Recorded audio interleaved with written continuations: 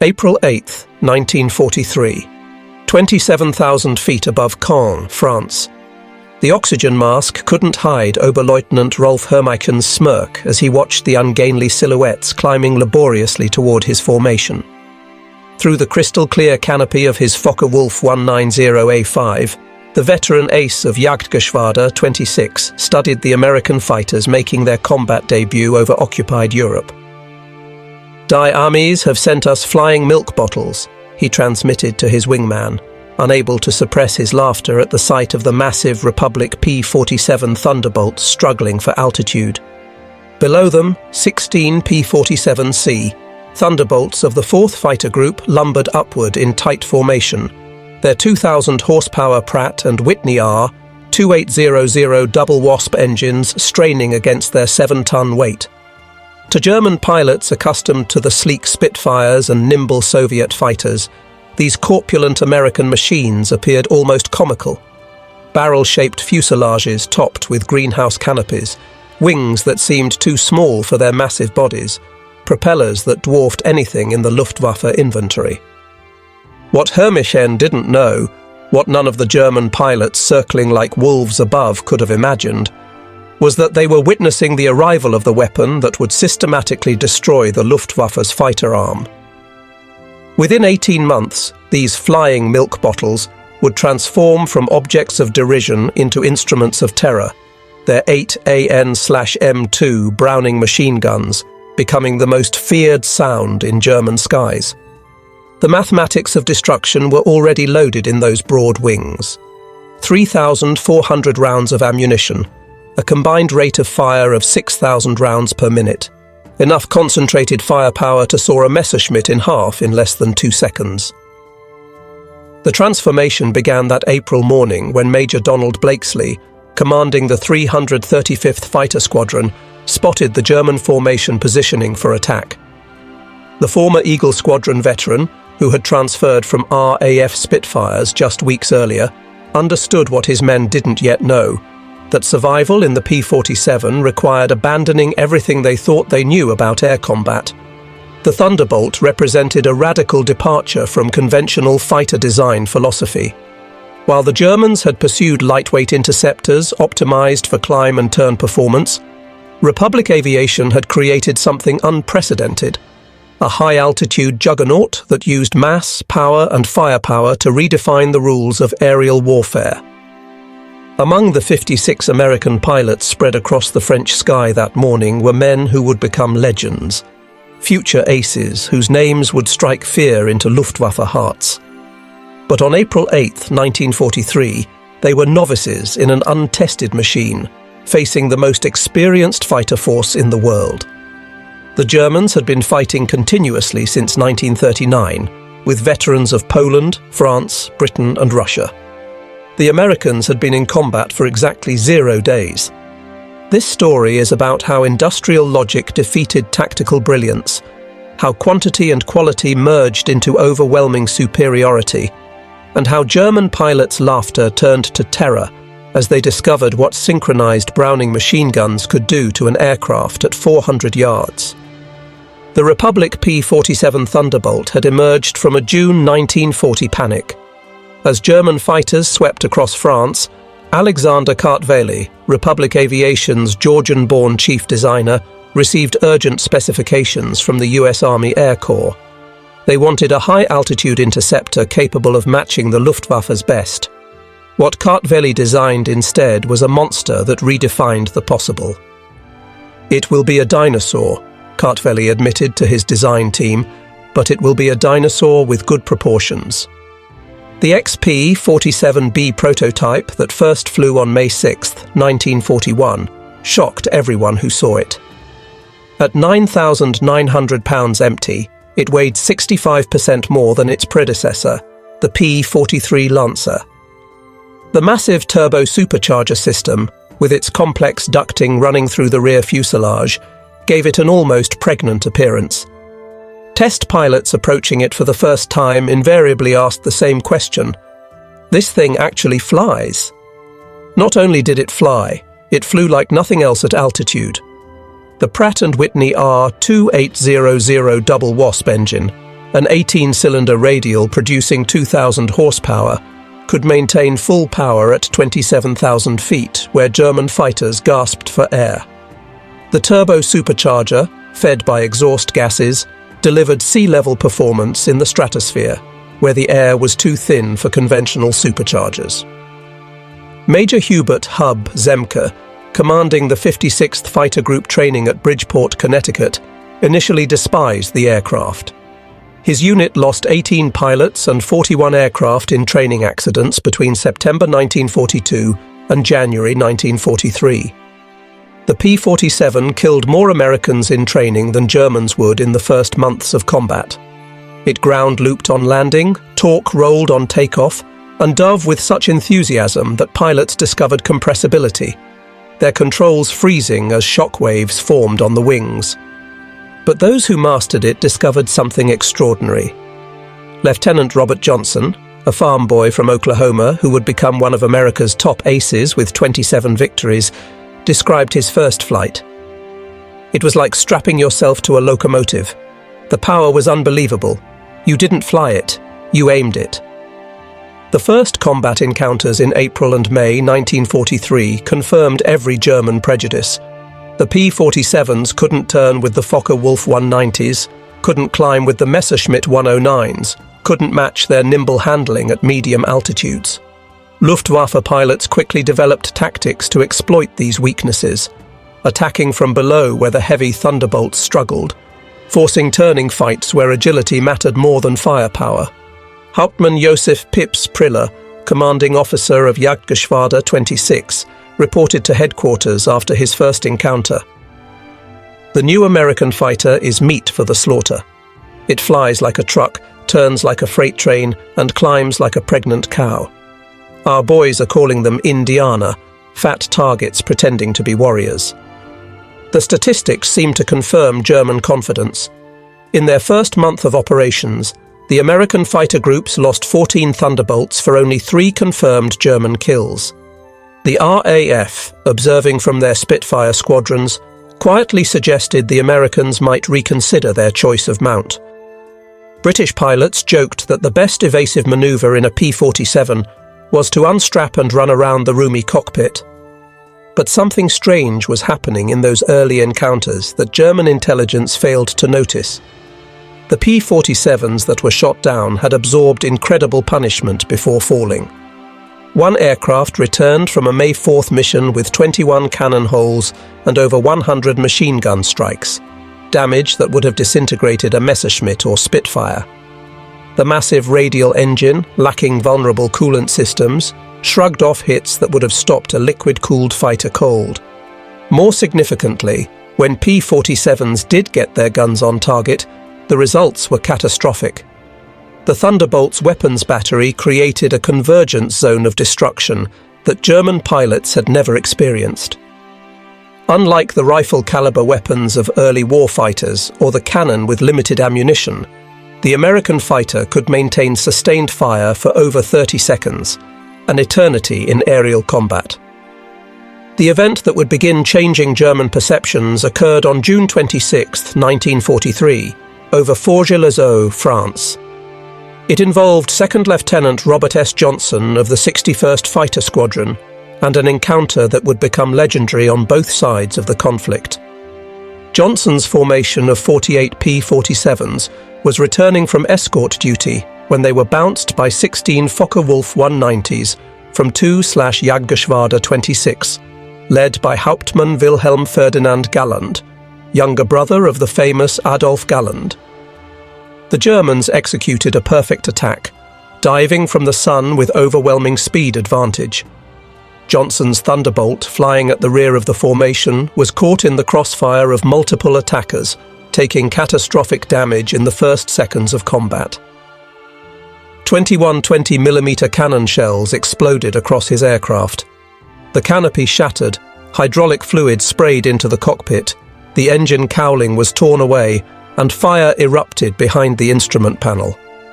Johnson, wounded in the nose and leg by shrapnel and bullet fragments, tried to bail out, but discovered the canopy was jammed. A 20mm shell had exploded in the canopy track, welding it shut. He was trapped in a dying aircraft at 27,000 feet. What happened next defied every assumption about combat damage tolerance. Despite having no forward visibility through the oil-covered windscreen, a barely functioning engine that shook violently, and controls that responded only intermittently, Johnson managed to level the aircraft and point it toward England. The P-47 continued flying with damage that would have reduced any other fighter to falling debris. Then it got worse. A lone Focke-Wulf 190, flown by an unknown pilot from 2/JG-26, discovered the crippled Thunderbolt limping toward the channel at less than 170 miles per hour. Historical research has never definitively identified this pilot, though several names have been proposed based on German combat reports from that day. What followed was one of the most extraordinary encounters in aerial warfare history. The German pilot positioned himself behind Johnson's P-47 and opened fire with his 4 20mm cannon and 2 13mm machine guns. Johnson, unable to evade, could only huddle behind his armor plate and pray. The Thunderbolt absorbed the entire cannon ammunition load. Then the German repositioned and fired again, this time with only his machine guns, the cannon ammunition exhausted. The German pilot pulled alongside, staring in disbelief at the flying wreck. Johnson could see his face clearly. Young, blonde, his expression shifting from confidence to confusion, to something approaching fear. The German repositioned and emptied his remaining machine gun ammunition into the Thunderbolt. Still, it flew. He pulled alongside again, shook his head in apparent amazement, gave an informal salute, and peeled away, presumably out of ammunition. Johnson's P-47 landed at Manston with its engine failing on the runway. The crew chief stopped counting bullet holes after reaching 200. One cannon shell had exploded inches from Johnson's head. Another had detonated against the armor plate behind his seat. The engine had taken direct hits. The control cables were partially severed. 3 of the 4 main longerons, the structural backbone of the fuselage, were shot through. Yet the aircraft had brought him home. The survival of Johnson's aircraft sent shockwaves through both air forces. American engineers studying the wreckage realized they had underestimated their own creation. German intelligence, receiving combat reports from 2nd Section of Jagdgeschwader 26, initially refused to believe it. No aircraft could absorb that much punishment. But testimony from multiple pilots confirmed the impossible. The Thunderbolt had taken everything the Luftwaffe's best fighter could deliver and survived. By July 1943, American pilots were learning to exploit the P-47's true strengths. Lieutenant Colonel Hubert Zemke, the 56th Fighter Group commander, had discovered the secret through brutal trial and error. Don't turn with them. Don't climb with them at low altitude. Use your weight. Use your power. Use your guns. The Thunderbolt's massive weight, initially seen as a disadvantage, became a weapon.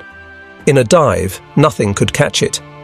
From 30,000 feet, a P-47 could reach 550 miles per hour, faster than any German fighter could achieve even in a vertical dive. This speed could be converted to altitude in a zoom climb that left pursuing fighters helplessly behind. Captain Walker, Bud Mahurin, who would become one of the first American aces in Europe, developed what became known as the boom and zoom tactic, though pilots called it the Thunderbolt turkey shoot.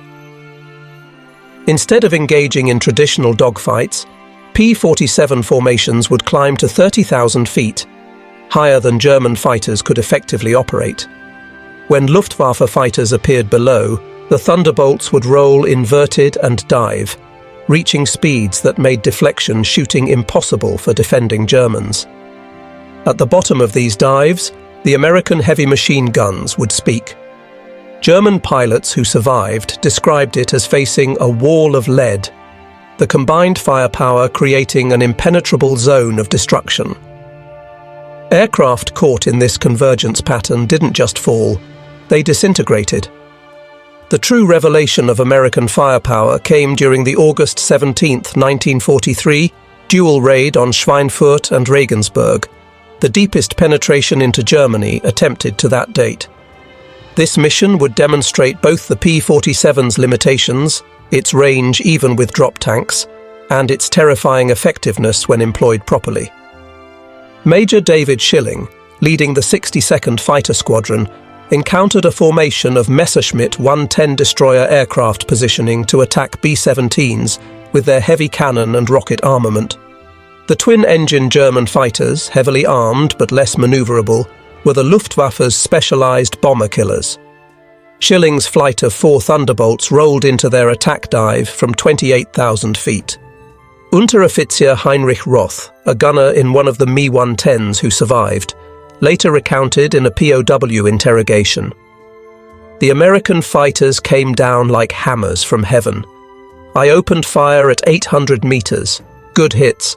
I saw them strike the fighter's wing. The P-47 didn't even wobble. Then he fired. The aircraft ahead of us simply came apart. Not shot down. Destroyed. Wings separated from fuselage, tail severed, the crew compartment shredded into metal confetti. In 2 seconds, a 110 became nothing. 8. Messerschmitt 100s and 10s were destroyed in less than a minute. The German pilots had never experienced such concentrated firepower. Each P-47 carried 425 rounds per gun, 3,400 rounds total, weighing nearly 900 pounds. At convergence distance, typically set at 300 yards, all 8 guns' ballistic paths intersected in a zone roughly 6 feet in diameter. Anything in that zone faced 100 half-inch projectiles per second, each travelling at 2,900 feet per second. The ammunition itself was a revelation of American industrial capacity. While German fighters struggled with limited cannon ammunition, typically 120 to 200 rounds for a 20mm weapon, American pilots could maintain fire for over half a minute. The standard combat load mixed armor-piercing incendiary tracer, and standard ball ammunition in patterns designed to both destroy and ignite.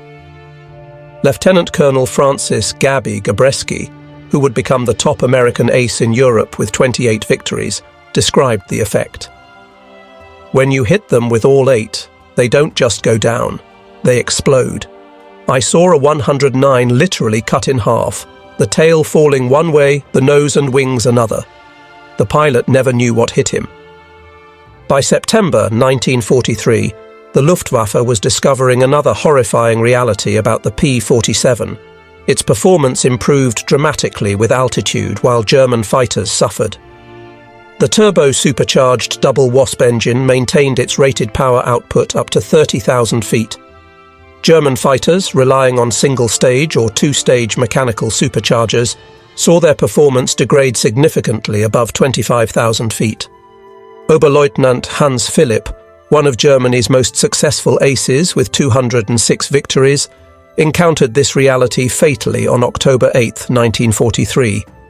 Leading Jagdgeschwader 1 against a B-17 formation at 28,000 feet over Bremen, Philipp found his Focke-Wulf 190A6 sluggish and unresponsive in the thin air. The BMW 801 engine, powerful at medium altitudes, was gasping for oxygen nearly 6 miles above the Earth. When P-47s of the 56th Fighter Group dove on his formation from 32,000 feet, the German fighters were sitting ducks. Robert Johnson, now an experienced combat pilot on his way to ace status, was flying at 31,000 feet when he spotted Philipp's distinctive Focke-Wulf with its elaborate nose art. Johnson's combat report was clinical. Opened fire at 300 yards, 30-degree deflection. Observed strikes along entire fuselage. Enemy aircraft exploded. No parachute observed. Philipp's death sent shockwaves through the Luftwaffe. If one of their best, a man who had survived over 500 combat missions on both Eastern and Western fronts, couldn't survive against the Thunderbolts, what chance did average pilots have? The German High Command ordered an immediate investigation into the P-47's capabilities. The report, delivered to Reichsmarschall Hermann Göring in November 1943, was sobering. The Thunderbolt's service ceiling exceeded 42,000 feet, higher than any German fighter could reach. Its dive speed approached the sound barrier. Its armor included a 3/8-inch steel plate behind the pilot, 1/2-inch bulletproof glass windscreen, and armored deflection plates around the engine. Most disturbingly, its rugged construction allowed it to absorb damage that would destroy 3 conventional fighters and still return home. In January 1944, a new variant of the P-47 began arriving in England that would complete the transformation from laughingstock to nightmare. The P-47 D-22 featured a Hamilton standard hydromatic propeller with paddle blades, 13 feet in diameter with broad chord blades that bit into the air like massive oars. The improvement in climb rate was immediate and dramatic. Where earlier Thunderbolts had climbed at an anemic 2,200 feet per minute at sea level, the paddle blade variants could achieve 3,000 feet per minute, matching or exceeding German fighters at most altitudes. The massive propeller also improved acceleration, allowing P-47s to build energy faster in level flight.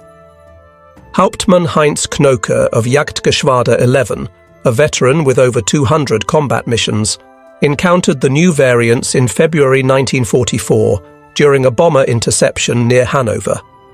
He wrote in his combat diary, "The fat American fighters have learned to climb. We bounced a formation near Hanover, expecting our usual advantage. They turned into us and climbed with us. When we tried to disengage, they followed us up to 30,000 feet. Schmitt was caught and blown apart. Nothing left but smoke and fragments. These are not the same machines we laughed at last year." The paddle blade propeller did more than improve performance. It changed the sound of the Thunderbolt. The distinctive thundering roar created by the blade tips reaching supersonic speeds could be heard from miles away. German ground troops reported being able to identify approaching P-47s by sound alone, a deep, threatening rumble that meant death from above. They began calling it Donnerschlag, thunderclap. By March 1944, P-47s equipped with external fuel tanks could escort bombers deep into Germany. The standard configuration carried 2 108-gallon wing tanks, or a 75-gallon belly tank, extending range to over 1,000 miles. With the paddle blade propeller providing improved performance even when loaded, Thunderbolts could fight on equal terms immediately after dropping tanks. The Luftwaffe's response was to concentrate on the bombers, hoping to inflict enough losses to stop the American daylight campaign. But this required flying through the P-47 escort screen, an increasingly suicidal proposition. German pilots developed a grudging respect that bordered on fear for the big American fighters. Major Günther Rahl, one of Germany's top aces with 275 victories, mostly on the Eastern Front, survived an encounter with P-47s on March 6, 1944, that left him badly wounded. He later recalled in a post-war interview, "We saw them above us, fat silhouettes against the sun. Someone laughed and said, 'Here come the flying pigs.' Nobody was laughing 30 seconds later. They came down like an avalanche, faster than we could react. The first pass destroyed 3 of our fighters, just gone, transformed into burning debris. Their guns didn't fire in bursts like ours. They poured out solid streams of fire.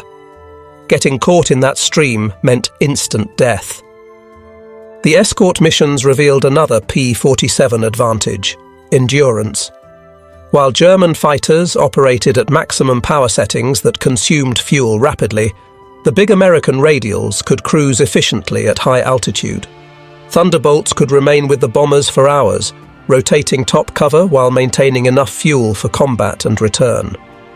As more P-51 Mustangs arrived to take over long-range escort duties in spring 1944, P-47 units increasingly focused on ground attack, a role that would make them the most feared aircraft in the German arsenal. The transition began in earnest in April 1944, as the Allies prepared for the invasion of France. The Thunderbolt's heavy machine gun battery proved equally effective against ground targets. The standard armor-piercing incendiary ammunition could penetrate the top armor of most German vehicles, while the sheer volume of fire could destroy soft targets in seconds. A 2-second burst put 160 half-inch projectiles into a target area the size of a truck. But it was the addition of bombs and rockets that transformed the P-47 into a true multi-role monster. The D-25 variant could carry two 1,000-pound bombs under the wings and a 500-pounder under the fuselage, a bomb load equal to early war medium bombers. Later variants added zero-length rocket stubs for 10 5-inch high-velocity aircraft rockets, HVARs, each equivalent to a 105mm artillery shell. Oberst Hans von Luck, commanding the 125th Panzer Grenadier Regiment during the Normandy campaign, experienced P-47 ground attacks firsthand. They came in low, so low you could see the pilots' faces. The sound was terrifying. Engines roaring, rockets screaming, then the hammer of those heavy machine guns. A column of our trucks simply ceased to exist. 20 vehicles transformed into burning wreckage in one pass. The psychological effect on the men was devastating. They called them Jabos, fighter bombers, but these were something beyond that. They were flying artillery with the accuracy of snipers. On June 6, 1944, the Luftwaffe discovered how completely the balance of power had shifted. Over 500 P-47s provided air cover for the invasion, creating an impenetrable umbrella over the beaches. German fighters attempting to reach the landing zones were massacred. Oberleutnant Wolfgang Fischer of Jagdgeschwader, one of only 3 German pilots to reach the beaches that day, reported, "The sky belonged to the Americans. Thunderbolts were stacked from sea level to 30,000 feet. We tried to break through at dawn. 12 fighters from our Gruppe. I was the only one to return. The P-47s were waiting at every altitude. You couldn't climb over them, couldn't dive under them. Their guns turned our fighters into aluminum rain." In the weeks following D-Day, P-47s systematically destroyed German movement in daylight. The statistics were staggering. In June alone, 9th Air Force Thunderbolts claimed 651 locomotives, 3,847 trucks, 512 tanks and armoured vehicles, and 4,553 horse-drawn vehicles destroyed. The Wehrmacht was forced to move only at night, severely hampering their ability to respond to Allied advances. The Germans tried everything to counter the Thunderbolt threat. They reinforced vehicle armour, deployed more anti-aircraft guns, developed new camouflage techniques. Nothing worked. The P-47's combination of speed, armour and firepower made them nearly unstoppable. Even the feared 88mm flak guns struggled to track the fast-moving fighters at low altitude. While devastating Europe, the P-47 was simultaneously proving its worth in the Pacific theatre. The 348th Fighter Group, operating from New Guinea, discovered that the Thunderbolt's qualities were perfectly suited to the vast distances and harsh conditions of the Pacific War. Colonel Neil Kirby, commanding the 348th, developed tactics specifically for the Pacific.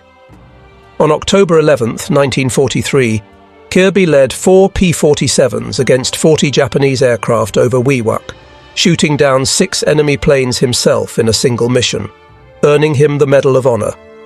The Japanese, accustomed to fighting nimble but fragile American fighters, were unprepared for the P-47's combination of firepower and durability.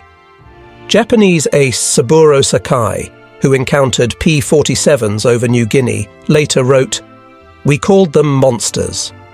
Our 20mm cannon, which could destroy a P-40 with a few hits, seemed to have no effect. I put dozens of rounds into one Thunderbolt and watched it fly away. Their return fire was terrifying, streams of heavy bullets that tore aircraft apart." The P-47N, developed specifically for the Pacific, featured increased fuel capacity with wet wings holding 93 gallons each, extending range to 2,350 miles. This variant would escort B-29s to Japan, proving that the short-legged fighter of 1943 had evolved into a true long-range weapon. Perhaps the ultimate vindication of the P-47's evolution came in its encounters with German jet fighters. The Messerschmitt Me 262, with its 540 miles per hour top speed, should have been untouchable by propeller-driven fighters. But Thunderbolt pilots discovered they could catch jets in two situations: during takeoff and landing when jets were most vulnerable, and in high-speed dives from altitude.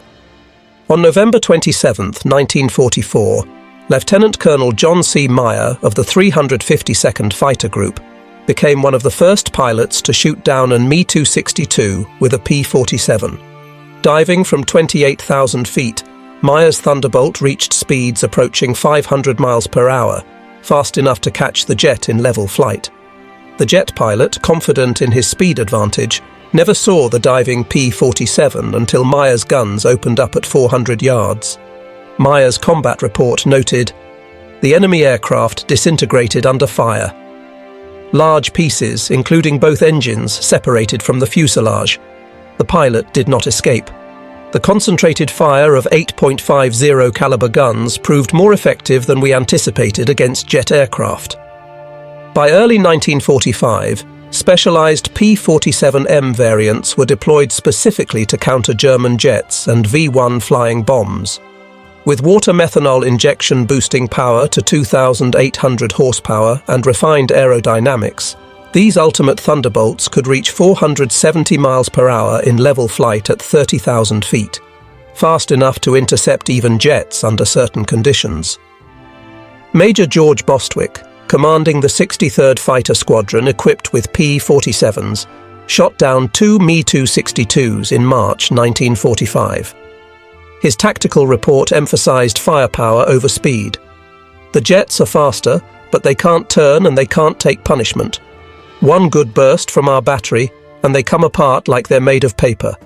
They have to slow down to attack bombers. That's when we get them." The ultimate demonstration of American industrial might came during Operation Bodenplatte, the Luftwaffe's desperate attempt to destroy Allied air power on January 1, 1945. Nearly 900 German fighters, including their best remaining pilots, launched surprise attacks on Allied airfields across Belgium and the Netherlands. At Y-34 airfield near Metz, home to the 365th Fighter Group's P-47s, the attack initially succeeded. German fighters destroyed 22 Thunderbolts on the ground, along with several other aircraft. A captured German pilot, brought to the command post, pointed at the burning aircraft and taunted, "What do you think of that?" Major George Brooking's response became legendary throughout the 9th Air Force. He pointed to the flight line where ground crews were already pushing damaged aircraft aside and preparing hard stands for replacements. "By tomorrow we'll have 40 new ones. How long will it take you to replace your pilots?" The German pilot's smirk disappeared. Within 48 hours, factory-fresh P-47D-40S filled the flight line, flown in from depots in England. The Luftwaffe lost 271 aircraft and 213 pilots in Bodenplatte, including many irreplaceable instructors and squadron leaders. These losses they could never replace. The Americans lost 134 aircraft total across all attacked airfields, all replaced within a week. The numbers told the story of inevitable defeat. Republic Aviation produced 15,683 P-47s during the war, more than any other American fighter. At peak production, the Farmingdale factory on Long Island completed one Thunderbolt every hour around the clock. The Evansville plant in Indiana, built from empty farmland in 1942, was producing 500 aircraft per month by 1944. Each P-47D required 65,000 individual parts, 8 miles of electrical wiring, 2,000 pounds of aluminum, and 300 pounds of rubber. The engine alone contained 2,400 individual components machined to tolerances of thousandths of an inch. Yet American workers, many of them women who had never seen an aircraft before Pearl Harbor, assembled these complex machines with precision that exceeded peacetime standards. The ammunition production was equally staggering. Each P-47 sortie required 3,400 rounds of .50 caliber ammunition. With hundreds of Thunderbolts flying daily missions, ammunition consumption exceeded 10 million rounds per month by mid-1944. The Lake City Arsenal in Missouri, one of several ammunition plants, produced 30 million rounds monthly. Each cartridge was manufactured to tolerances measured in 10,000ths of an inch, ensuring reliable feeding through the synchronized gun mechanisms. The fuel consumption was enormous. Each Thunderbolt burned 100 gallons per hour in normal flight, up to 300 gallons per hour in combat with water injection engaged. The 9th Air Force alone consumed over 25 million gallons of aviation fuel monthly by late 1944, all of it shipped across the Atlantic in tankers that were themselves products of American mass production.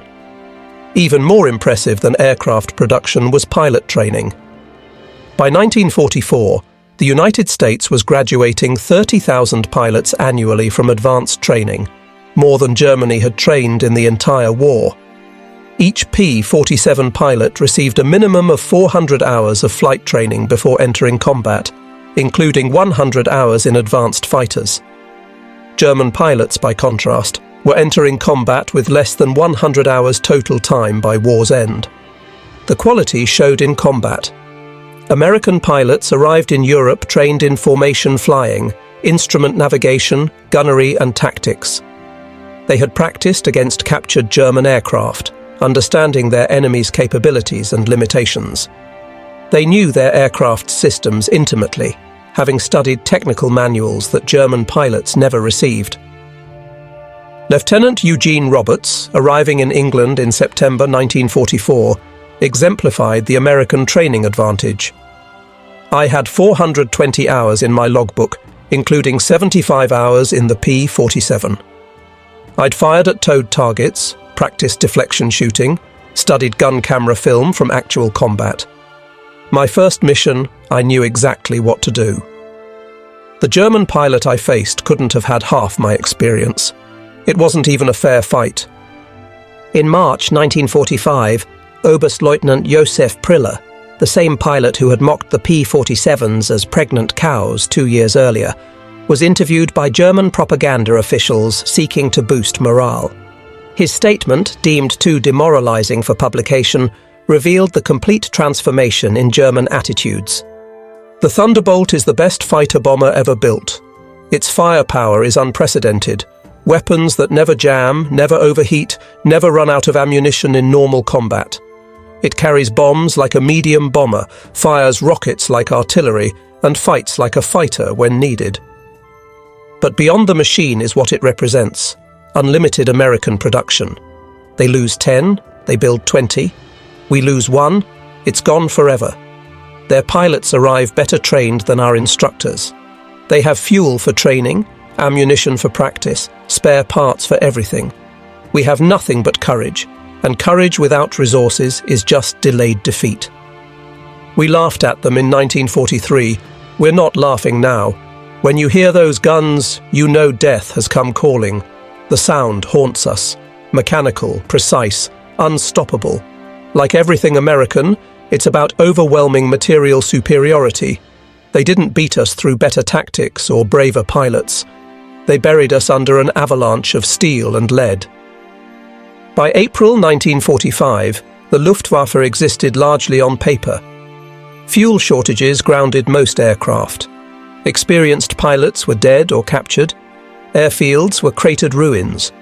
But even with aircraft and fuel, German pilots faced an impossible equation. Attacking meant facing P-47 formations that owned every altitude from ground level to 40,000 feet. Feldwebel Klaus Brettschneider, one of the last German pilots trained in 1945, flew exactly one combat mission before the war ended. His encounter with P-47s over Leipzig lasted 12 seconds. I saw them diving from above, 4 Thunderbolts in perfect formation. I tried to turn, but they were too fast. The leader fired from 500 meters. My aircraft shook like it was hit by sledgehammers. The engine exploded, the wing separated. I barely escaped. In the parachute, I watched them destroy my entire staffel. 6 fighters gone in under a minute. The sky rained burning aluminum and bodies. The psychological impact was complete. German pilots developed what medical officers called Jabo fever, physical symptoms of stress appearing when Thunderbolts were reported in the area. Veterans who had faced Spitfires and Hurricanes without fear became physically ill before missions against P-47s. The distinctive thunder of approaching Thunderbolts caused panic among ground troops, who knew that survival meant finding cover immediately. The final statistics of P-47 operations defied comprehension. In Europe, 3,752 German aircraft destroyed in aerial combat, 3,315 aircraft destroyed on the ground, 86,000 railway cars destroyed, 9,000 locomotives destroyed, 6,000 armoured fighting vehicles destroyed, 68,000 trucks destroyed, 60,000 horse-drawn vehicles destroyed. In the Pacific, 697 Japanese aircraft destroyed in aerial combat, 150 aircraft destroyed on the ground, 1,500 vehicles destroyed, 150 locomotives destroyed, countless barges, ships, and installations. The 9th Air Force alone, primarily equipped with P-47s, flew 213,873 combat sorties, dropped 120,000 tons of bombs, fired 135 million rounds of ammunition, and launched 60,000 rockets. The Thunderbolt units achieved a 4.6 to 1 kill ratio in aerial combat, while maintaining the lowest loss rate of any Allied fighter bomber. Behind these numbers lay the human cost. The Luftwaffe lost approximately 28,000 pilots killed in combat against Western Allied forces. Many fell to the concentrated fire of American heavy machine guns. Each loss represented years of training that Germany could never replace. By war's end, the average German fighter pilot had less than 30 hours of combat experience. The average P-47 pilot had over 200. At the Luftwaffe interrogation center at Oberursel, captured Allied pilots were debriefed by German intelligence. The records, captured in 1945, revealed German assessments of Allied aircraft. The file on the P-47, updated continuously throughout the war, showed the complete reversal of opinion. April 1943. Large, unmaneuverable fighter, inferior to German types in all performance parameters except dive speed. Machine gun armament insufficient against cannon-armed fighters. Assessment: minimal threat. December 1943. Exceptional high-altitude performance. Extreme structural strength. Firepower increasingly problematic. Pilots showing improved tactics. Assessment: significant threat above 25,000 feet. June 1944. Dominant fighter bomber. Superior to all German types above 20,000 feet. Firepower devastating against all target types. Structural strength makes shoot-down extremely difficult. Assessment: critical threat at all altitudes. March 1945. Best fighter bomber of the war. Combination of firepower, durability, and performance unmatched. Pilot quality exceptional. Assessment: unsurvivable in direct engagement. In 1985, at a reunion of German and American fighter pilots in Phoenix, Arizona, former adversaries met in peace. General Lieutenant Adolf Galland, former head of the Luftwaffe fighter arm, was asked about the P-47. His response, recorded on video, captured the complete transformation. "We made a terrible mistake in 1943. We saw this big, heavy fighter and laughed. The Americans don't understand air combat," we said. "They built a bomber and called it a fighter. We were the ones who didn't understand. The Americans didn't try to build a European fighter. They built an American one, designed around production, firepower, and survivability. They understood that in a war of attrition, the plane that could take punishment and deliver devastating firepower would win. They were right." The first time I flew a captured P-47 after the war, I understood everything. The power was incredible. It climbed like it was falling upward. The cockpit was comfortable, the visibility excellent, the controls precise. It was a pilot's aircraft wrapped in armor. But what really impressed me was realizing that America built over 15,000 of these complex machines while fighting a two-ocean war.